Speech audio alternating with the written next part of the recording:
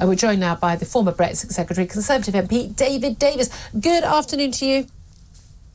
Good afternoon. Thank you so much for joining us. Now, I want to talk to you about, well, what's going on in our domestic politics. Let's talk first about the Tory leadership contest, because we've had more hustings. We've now got 1:30, the ballot opens for this. I think it's the third ballot of Tory MPs, open till 3:30. Just after that, we will learn which of the three candidates have gone through to another ballot tomorrow, and then we'll know the final two who are going to go to Tory party members. Who's your money on to go through? Well, this is literally the most unpredictable of the leadership contest, because you've only got 121 Tory MPs, and a move of about 3 or 4 takes somebody from last to the middle of the pack. So it's quite difficult to predict. I mean, my preference is Kemi Badenoch. I think she's the one with a bit of stardust, the one that actually could grow into the job really seriously. And lead us into the next election. What's necessary is to have somebody who can, on the one hand, cut Starmer to pieces at the dispatch box, and that's probably less hard than it may look. I know, as I've faced him before myself.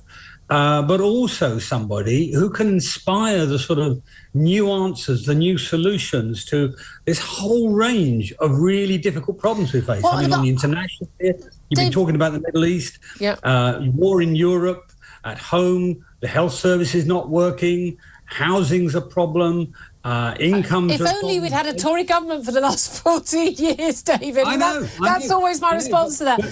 Can I ask you a favour for the benefit of those who are watching? Can you sit back a bit, because we can get your whole head into the video footage, because you're just rather too close to the camera. But listen, this is the thing. I really like Kemi Badenoch. I think she is the real deal in terms of she has put her words into action. She's spoken out. She's stood by things. However, she seems to be her own worst enemy. She keeps getting herself into sort of gaffes, or wrong footing herself. She was the front runner. Everyone thought she was the person to beat. She'd give it guaranteed to get through to the final two in the ballot, and if she did, that's who Tory party members would vote for.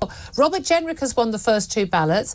He's still steaming ahead. She seems to have lost a lot of her stardust. James Cleverly did very well at party conference. Many people are saying Tom Tugendhat will be voted out today, and we could well end up with Robert Jenrick and James Cleverly and no Kemi Badenoch even in the final 2. Do you think that's possible? It's possible, we may end up with the 2 grey suits, as it were. I know better than anybody, Julia, the risk of being the front runner in these things. Yes. You're always the target. And that happened to both Kemi and Robert Jenrick, I think, to some extent. But look, I'm also one of the few people who was around to watch the leadership contest in the 70s when Margaret Thatcher won. And remember, Margaret wasn't infallible. Remember Margaret Thatcher, milk snatcher, all that sort of stuff. But that was the last time we faced a series of problems of the magnitude. They're not just Britain. I mean, actually, this is true across all of Europe. Look at the political problems in all of Europe, in America, in pretty much every modern country, because they're facing these really difficult global problems. And that's why we need somebody who's got the imagination and the insight to come up with new answers. I mean, the old answers haven't worked. They certainly haven't, but isn't it interesting then? But let's talk about the story. It's front page of one of the papers today, and we've been talking about it all morning. And what Kemi Badenoch's solution would be on that, because we've got an Albanian criminal. He sneaks in the back of a lorry into the country some years back. He gets into Britain. He commits a bunch of crimes. He gets done for 3 of them. He gets put in jail for 2.5 years. 6 months later, he's released on a prisoner exchange scheme. I don't know why he gets released after 6 months, but there we are. Sent back to Albania. Sneaks back into the country to be with his Lithuanian girlfriend. Marries her. Has a kid with her. She's got leave to stay. The kid isn't British, by the way. And then, as soon as the child is born, he basically makes a claim to the Home Office under the European Convention of Human Rights, under Article 8, right to a family life, that he's got a right to stay with his wife and his child in this country. Now, I don't know under what mad lunatic idea someone thinks that a foreign national has got a right to have his family life in this country with another foreign national, with his foreign national kid in this country. He can do it in Albania, he can do it in Lithuania, he can do it anywhere he damn well pleases. But he's a deported criminal, an illegal migrant. he shouldn't be here. And yet he was able to use the European Convention on Human Rights. Kemi Badenoch doesn't want to leave that convention. So she'd be happy for him to stay, right? Yeah, but what she's also said... What she's also... All right, let's watch this. Carry on. I can't hear what she's saying. All right. What Kemi's also said is that this court needs reform, which is my position too. I mean, I'm a long-standing defender of the court. I both defeated the court in British Parliament. That was over the prisoner votes episode. I was the person who brought that about and pushed them back and made them change their behaviour for a few years. But also, on the other hand, I've used the court or European court against the British government. I mean, the simple truth is, on the rights to family life, I am ambivalent about, I have to say. I mean, it seems to me the weakest. The rights that the court guarantees, the rights to life, the right against torture, the right not to be punished without trial, those are fairly fundamental rights, which no government should be able to abrogate itself from. But some of these things need reform. And actually, if we bothered to talk to the other European countries, they all have the same problems. We could easily bring about reform if a government set about doing it.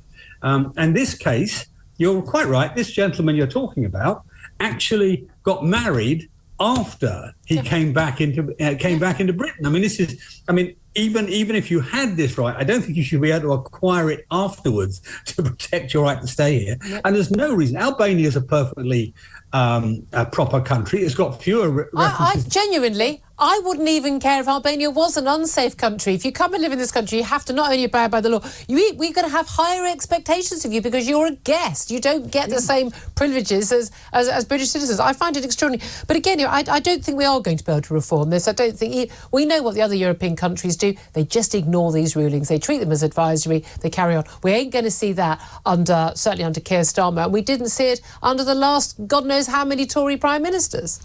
Well, there was in the I think it was in the letters page of the Times this morning, 3 ex-commanders of the SAS actually ventured into the public domain, and they said we should use Article 15 to derogate, as we have done before in certain consequences, certain circumstances. Generally, it's a crisis, often a war. Sometimes a terrorist problem. We've derogated lots in Northern Ireland, but also other crises. And I would say that the immigration crisis that's happening in all of Europe now qualifies for that. Okay. We should be able to say, I'm sorry, but it doesn't apply. But I think we should. And again, I think we need to understand that, we voted to be in control of our own borders and control our own sovereignty. And I'm really not happy with the foreign court having any say over that. But there we are. Look, I also want to talk to you about domestic politics for the Labour Party. We've seen yet more revelations about Lord Ali, this Labour peer who's given huge sums of money to the Labour Party, but particularly to Keir Starmer and Angela Rayner and others.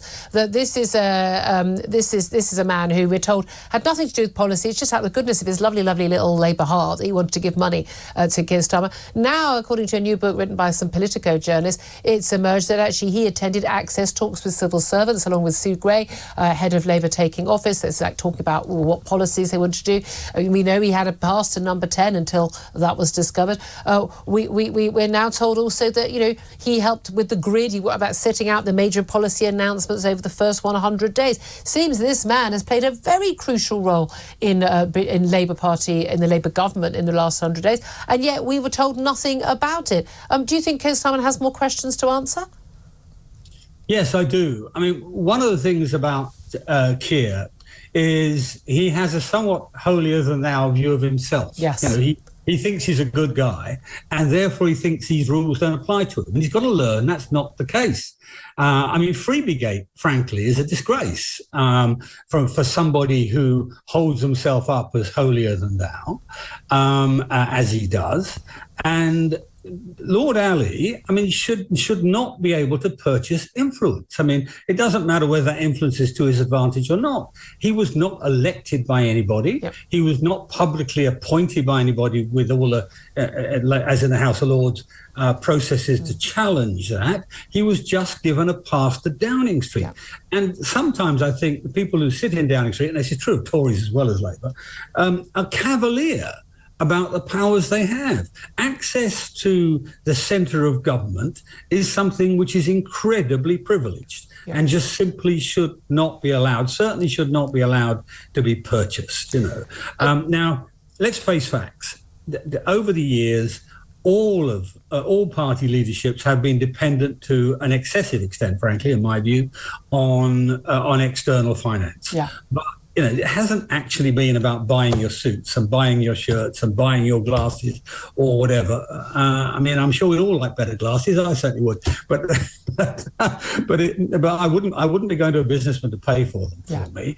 And if I did, I would declare them properly. Yeah. And the whole thing, for most British people, it just comes across as tacky, and especially coming at a time when winter fuel allowance is being taken away from some of the poorer pensioners. Yeah. Is there now a point, do we need to get to a point where we actually do the public fund? This is what I would like, a public funding of political parties, no donations over £5,000, £10,000 or whatever figure we come up with, but a very low sum from any organisation or any individual, so that we can protect the integrity of our British political system?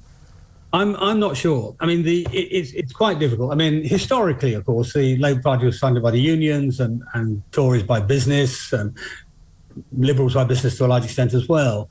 And I find it a bit difficult to say to people, you can't spend your money on political pursuits. Why? And also, there's one other thing as well. No, that protects they don't have influence, because someone who gives £15 million, for instance, like Frank Hester to the Tory party, has more influence than one of my audience members who's never given any money, or maybe put a tenner in one time. Yeah, well, they shouldn't have. But they do have, David. I know. Well, that's why you don't let them give that much money. But that being said, my constituents don't want to pay for my campaign costs. I understand why they wouldn't want to do that. However, I think we can spend less on campaigns. And I don't blame them. But the cost of the integrity of our political system, I think, is worth it. We'll have to leave it there. David Davis, former Brexit Secretary, of course, Conservative MP, so I'm glad to say.